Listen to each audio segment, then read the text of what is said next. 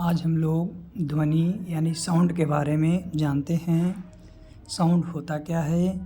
तो पिछले लेसन में तरंग में बताया गया था कि जो ध्वनि है, साउंड है, ये एक यांत्रिक तरंग है। इसलिए यांत्रिक तरंग है क्योंकि इसे चलने के लिए माध्यम की आवश्यकता होती है। यानी जो ध्वनि है, ध्वनि को चलने के लिए माध्यम की आवश्यकता है और इसका जो माध्यम है वह ठोस, द्रव तथा गैस। क्या है? ठोस, द्रव तथा गैस।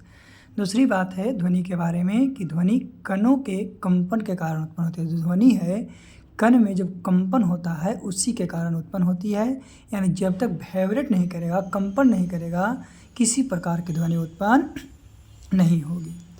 ध्वनि तरंग के रूप में श्रोता के कानों तक पहुंचती है। वेव के रूप में जो है आपका सुनने वाले के कानों तक पहुंचती है, जिसको कान के पर्दे में, जो कान का पर्दा होता है, कान का 3 लेयर होते हैं, उस पर्दे में स्पंदन होते हैं और ध्वनि का अनुभव होता है। जब क्या है कि वेव जो है आपका तरंग जो है पहुंचता है, पहुंचने के बाद क्या है कि पर्दे तक स्पंदन करते हैं, उसी को हम लोग ध्वनि कहते हैं, यानी ध्वनि का अनुभव होता है। फिर है कि ध्वनि यांत्रिक जो है तरंग अर्थात अनुदैर्ध्य तरंग का एक प्रकार है। यानी यांत्रिक तरंग में कौन सा है? तो यांत्रिक तरंग है। यांत्रिक तरंग में आपका अनुदैर्ध्य तरंग है। तो ध्वनि यांत्रिक तरंग अर्थात अनुदैर्ध्य तरंग का एक प्रकार है। इसीलिए ध्वनि तरंगों को संचरण हेतु कोई न कोई, किसी न किसी भौतिक माध्यम की आवश्यकता होती है।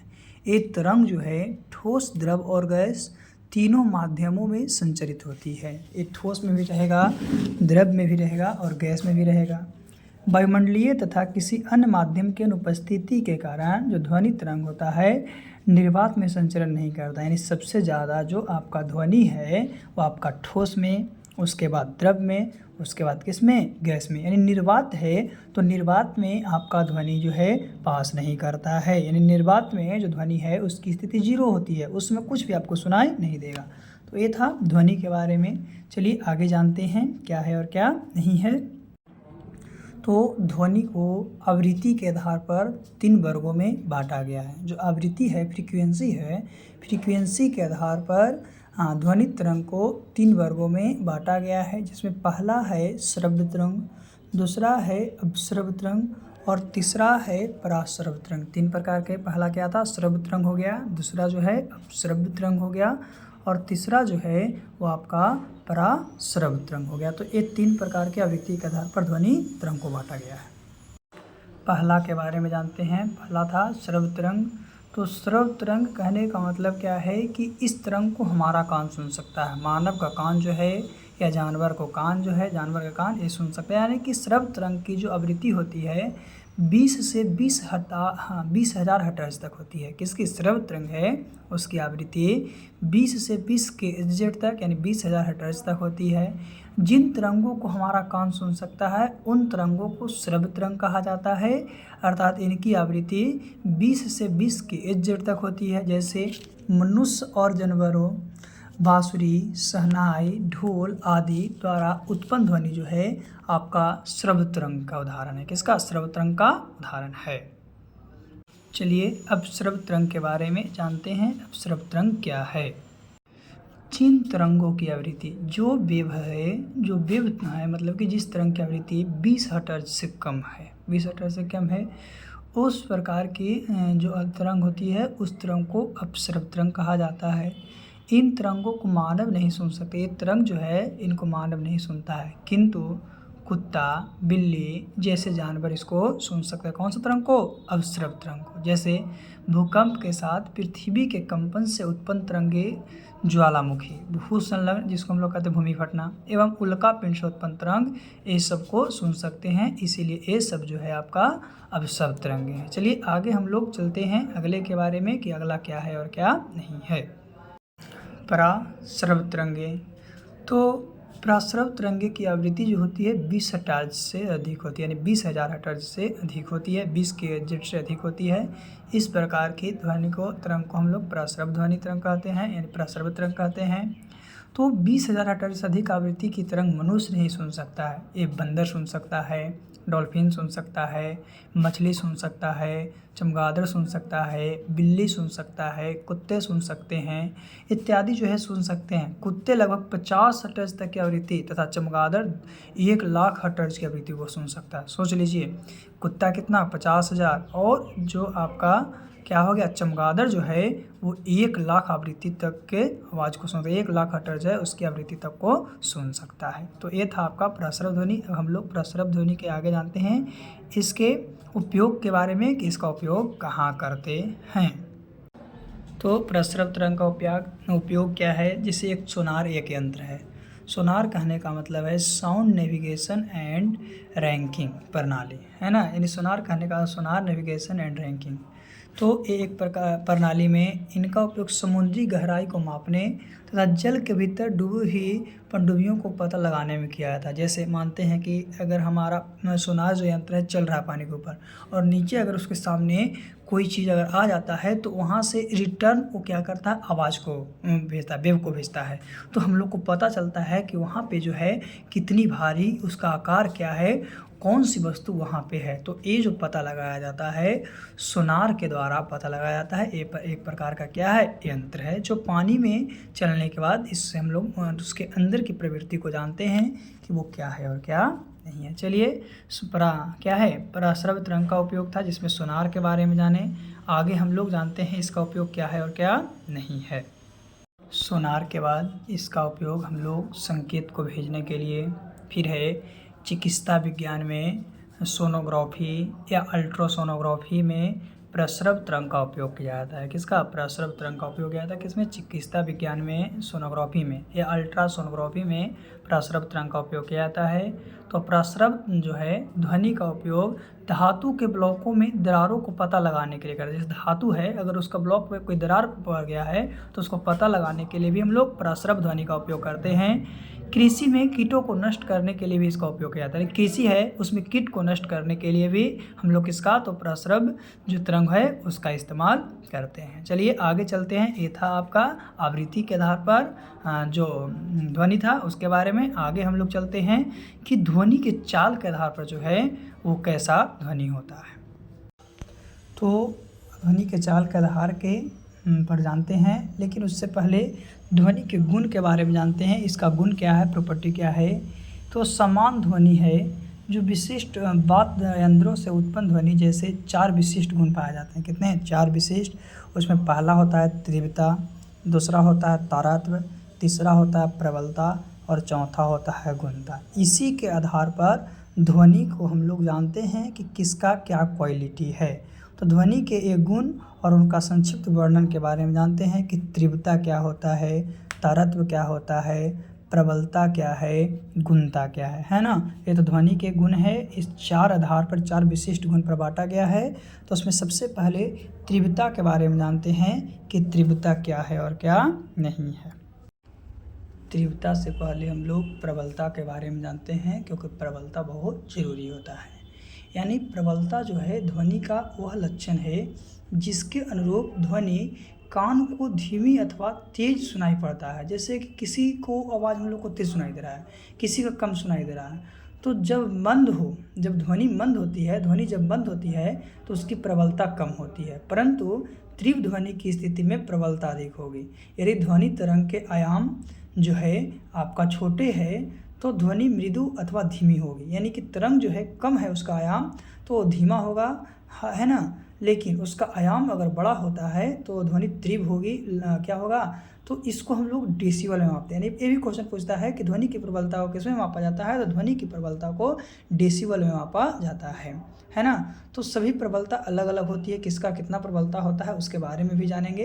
अभी हम लोग प्रबलता के बारे में जान रहे थे कि जिसकी प्रबलता कम होती है ना, यानी जब ध्वनि मंद होती है तो उसकी प्रबलता कम होती है, और जो ध्वनि अधिक होती है तो उसकी प्रबलता जो है क्या है, अधिक रहेगा तो अधिक ही होगा, है ना। तो ये आपका था। अभी हम लोग इसके आगे वाले पॉइंट के बारे में जानते हैं।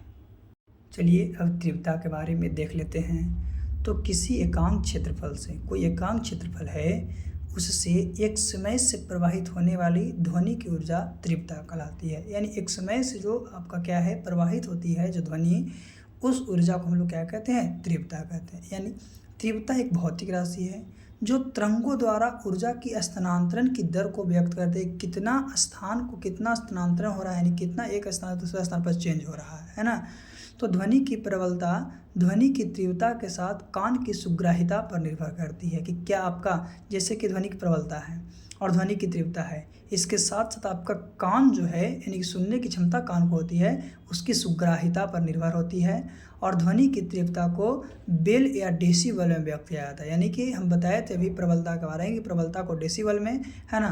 तो तीव्रता है, तीव्रता को हम लोग बेल या डेसिबल में व्यक्त करते हैं। इसका अन्य मात्रक क्या है, तो बेल बटा क्या है, वाट बटा मीटर जो है आपका स्क्वायर है, और बटा डेसिबल। यानी एक बेल में आपका 10 डेसिबल होता है। एक बेल में कितना, 10 डेसिबल होता है। तो बेल या डेसिबल में प्रयोग करेंगे, अगर एक बेल रहेगा तो 10 डेसिबल कहलाएगा। चलिए अब हम लोग आगे तारत्व के बारे में जानते हैं कि तारत्व क्या होता है। तो तारत्व के बारे में जानते हैं। तो किसी ध्वनि का जो तारत्व होता है उसी पे उसका आवाज़ जो होता है मोटा या पतला होता है। यानी किसी ध्वनि का पतलापन या मोटापन तारत्व कहलाता है। जैसे कि कोई पतला बोल रहा है या कोई मोटा बोल रहा है तो वो तारत्व पर निर्भर करता है। यानी कि तारत्व आवृत्ति पर निर्भर करता है। ध्वनि की आवृत्ति जितनी अधिक होगी तारत्व उतना ही अधिक होगा, और जिसका तारत्व अधिक होगा उसका आवाज़ पतला होगा, और जिसका तारत्व कम होगा उसका आवाज़ मोटा होगा। जैसे कि कोई बोलता है तो बहुत सुंदर सुशील आवाज़ लगता है ना, पतला आवाज़ है, तो उसका तारत्व जो होगा क्या होगा, अधिक होगा। तारत्व अधिक रहता है तो आवाज़ पतली होती है, और जो तारत्व कम रहता है तो उस कंडीशन में जो आवाज़ होती है वो क्या होती है, मोटी होती है। चलिए ये था तारत्व के बारे में। तारत्व के बाद हम लोग गुणता के बारे में जानते हैं। गुणता क्या है ना। ये 4 चीज़ पे आपका क्या है, ध्वनि का गुण जो है आपका निर्भर करता है। तो गुणता के बारे में, तो गुणता जो है सांगीतिक स्वर का वह लक्षण है जिसके कारण अलग अलग वाद्य यंत्रों से उत्पन्न जो समान तारत्व होता है वो समान प्रबलता वाली होता है। दो ध्वनियों को अलग अलग पहचाना जा सकता है। जैसे कोई अगर बीना बजाता है तो अलग है, वायलिन बजाता है तो अलग है ना। तो वही कह रहा है कि गुणता जो है सांगीतिक स्वर का वह लक्षण है जिसके कारण अलग अलग वाद्य तंत्रों से उत्पन्न समान तारत्व तथा समान प्रबलता वाली दो ध्वनियों को अलग अलग पहचाना जाता है। ये दो ध्वनियों के बीच अंतर पाया जाता है। ये दो ध्वनि जो है उसके बीच क्या है, डिफरेंट रहता, अंतर रहता है। तो अभी हम लोग चारों के बारे में जान गए। चलिए थोड़ा सा देखते हैं। जैसे कि सबसे पहला आपको बताया गया था डेसिबल के बारे में। तो हम लोग साधारण बातचीत करते हैं, उसका जो आपका क्या है प्रबलता होता है 30 से 40 डेसिबल होता है। साधारण नॉर्मली हम लोग बात करते हैं। तेज़ बातचीत करते हैं तो 50 से 60 होता है। अगर तेज़ संगीत बजाते हैं, शोर मचाते हैं, डीजे वगैरह, तो वो जो होता है आपका 80 डेसिबल से अधिक होता है। पेड़ के पत्तों का जो सरसराहट है, जैसे पेड़ से पत्ता गिरता है तो उस समय उसका डेसिबल जो होता है 10 से 20 डेसिबल होता है। सायरन यानी पुलिस एम्बुलेंस जो बजाता है वो 110 से 120 डेसिबल होता है। या जेट विमान है उसका सबसे ज़्यादा होता है यानी 140 से 150 होता है ना। तो WHO के द्वारा, विश्व स्वास्थ्य संगठन के अनुसार बताया गया है कि 45 डेसिबल की तीव्रता जो है वो ध्वनि मानव के लिए सबसे उपयुक्त मानी जाती है। यानी मानव के लिए सबसे उपयुक्त माने जाने कितना डेसिबल है, 45 डेसिबल है।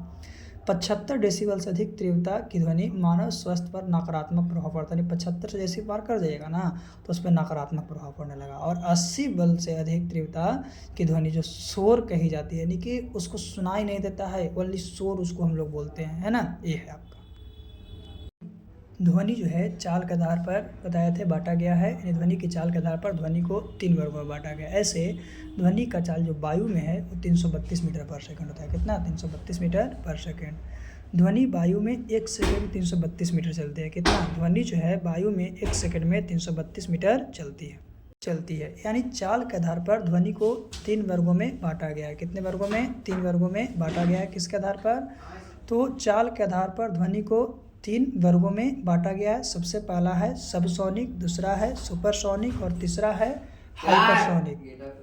तो जो है आपका 3 प्रकार का ध्वनि के चाल हो गया। पहला सबसोनिक हो गया, दूसरा सुपरसोनिक हो गया, तीसरा हाइपरसोनिक हो गया। तो सबसोनिक किसको कहते हैं, तो सबसोनिक जो होता है, सबसोनिक में आपका क्या है, सुपरसोनिक में क्या है, हाइपरसोनिक में क्या है, तीनों के बारे में जानते हैं। सबसोनिक में वस्तु की चाल जो होती है ध्वनि की चाल से कम होती है। जो ध्वनि का चाल है उससे कम रहेगा तो उसको सबसोनिक कहेंगे। जैसे वायुयान हो गया, हेलीकॉप्टर हो गया, तो ये सब सबसोनिक का उदाहरण है। लेकिन मिसाइल एक ऐसा है जो सभी में आता है ना, यानी वो रेंज पर आपका निर्भर करता है। तो सबसोनिक में वस्तु की चाल ध्वनि की चाल से कम होती है। दूसरा क्या है, सुपरसोनिक। तो सुपरसोनिक है, उसमें वस्तु की चाल ध्वनि की चाल से अधिक होती है, उसी को सुपरसोनिक कहेंगे। और हाइपरसोनिक है, तो हाइपरसोनिक में वस्तु की चाल जो है ध्वनि की चाल के 5 गुना से अधिक होता है। कितना? 5 गुना से अधिक होता है, उसी को हम लोग हाइपरसोनिक कहते हैं। जैसे आपका क्या सौर्य मिसाइल हो गया, ये सब जो है ना आपका हाइपरसोनिक में आ गया। सुपरसोनिक में लड़ाकू विमान आ गया। मिसाइल का चाल जो है आपका सुपरसोनिक होते हैं। जो मिसाइल का चाल जो है वो आपका क्या होता है, सुपरसोनिक कहलाता है। और दूसरी बात है, जब वस्तु की चाल ध्वनि की चाल का 5 गुना होता है, जैसे कि उस समय जो मैक संख्या होता है वो कितना हो जाता है, 5 हो जाता है ऑटोमेटिक। क्या यानी 5 रहेगा या 5 से ज़्यादा रहेगा तो नेसेसरी है कि वो हाइपरसोनिक हो जाएगा। क्या हो जाएगा, हाइपरसोनिक हो जाता है। तो ये था आपका ध्वनि के चाल के आधार पर। चलिए मैक संख्या के बारे में जानते हैं। मैक संख्या क्या होता है, तो किसी माध्यम में जो निश्चित ताप होता है या दाब होता है उस पर किसी वस्तु की चाल, और उसी माध्यम में ताप या दाब में जो ध्वनि के चाल होता है, इसी के अनुपात को हम लोग क्या कहते हैं, मैक संख्या कहते हैं।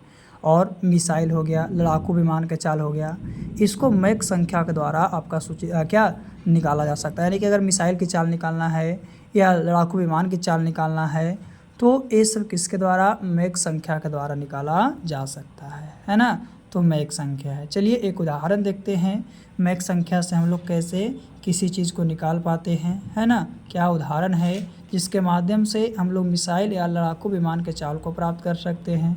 फिर बताया गया था एक क्या है, सुपरसोनिक हाइपरसोनिक में कि कितना गुना होता है, 5 गुना होता है। चलिए तो जानते हैं क्या है और क्या नहीं है मैक संख्या के एग्जाम्पल के बारे में।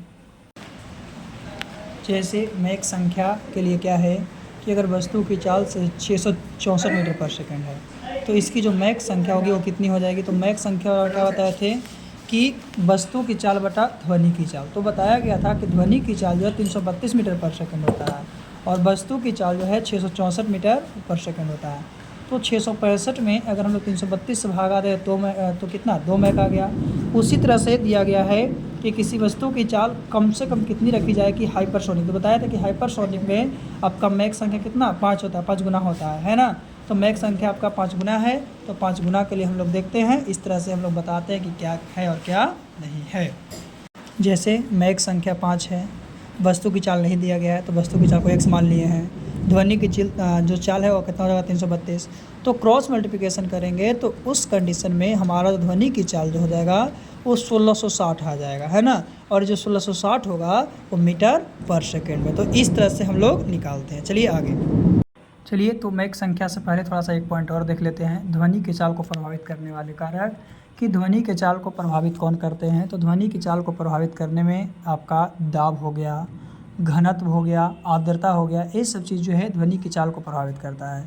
तो ध्वनि की चाल पर रिलेटिव दाब का कोई प्रभाव नहीं पड़ता है।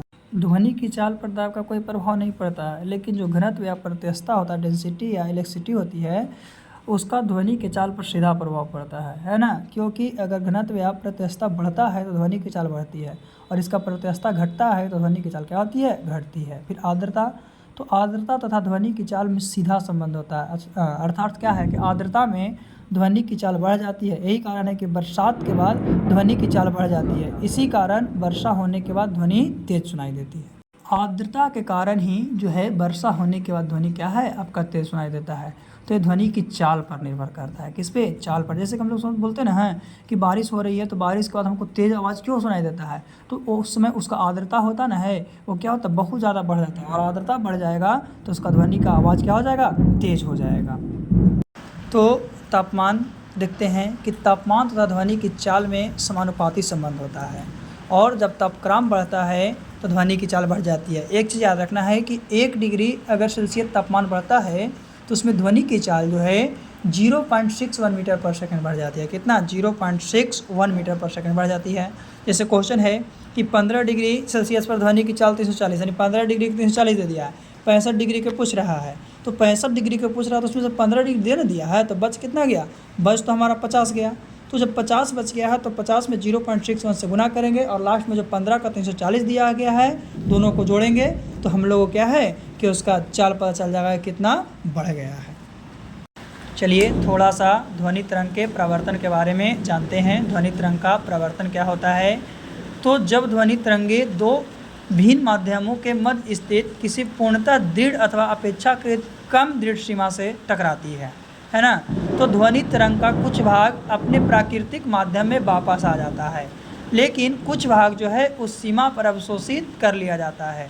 इसी को ध्वनि तरंग का प्रवर्तन कहते हैं। यानी ध्वनि तरंग का मार्ग में स्थित किसी पृष्ठ से टकराकर पुनः अपने पूर्व माध्यम में वापस होने की परिघटना ध्वनि का प्रवर्तन कहलाती है, और इसी के कारण हम लोगों को पुनः आवाज़ सुनाई देता है, प्रतिध्वनि सुनाई देती है। उदाहरण में यदि हम किसी कुएं में झाँक कर बोलते हैं तो हमें अपनी आवाज़ कुएं से आती हुई सुनाई पड़ती है। ये जो है आपका प्रतिध्वनि के कारण है। तो प्रतिध्वनि के कारण ही हमें क्या है, यानी प्रवर्तन के कारण ही हम लोगों को प्रतिध्वनि सुनाई पड़ती है। अगर प्रवर्तन नहीं होगा तो हम लोगों को किसी प्रकार का भी आपका क्या है, प्रतिध्वनि नहीं सुनाई पड़ेगी, है ना। तो ये प्रतिध्वनि जो है आपका ध्वनि तरंग का क्या है, प्रवर्तन है ना, जो टकराता है, टकराकर पुनः अपने माध्यम में लौटता है, और वही आवाज़ जब पुनः हमें सुनाई देती है उसी को हम लोग ध्वनि का प्रवर्तन कहते हैं, या प्रतिध्वनि के नाम से उसे हम लोग क्या करते हैं, जानते हैं। चलिए प्रतिध्वनि के बारे में थोड़ा सा हम लोग जान लेते हैं कि प्रतिध्वनि है क्या, है ना। प्रतिध्वनि से हम समझते क्या हैं, है ना। तो देखिएगा प्रतिध्वनि के बारे में थोड़ा सा, है ना। तो प्रतिध्वनि यानी गूंजना, इको। तो ध्वनि जब किसी सतह से टकराती है तो वह उसे टकराकर प्रवर्तित हो जाती है, जिस कारण प्रतिध्वनि सुनाई पड़ती है। और प्रतिध्वनि को स्पष्ट रूप से सुनने के लिए परावर्तक तल ध्वनि स्रोत से कम 16.6 मीटर यानी लगभग 17 मीटर की दूरी पर स्थित होनी चाहिए।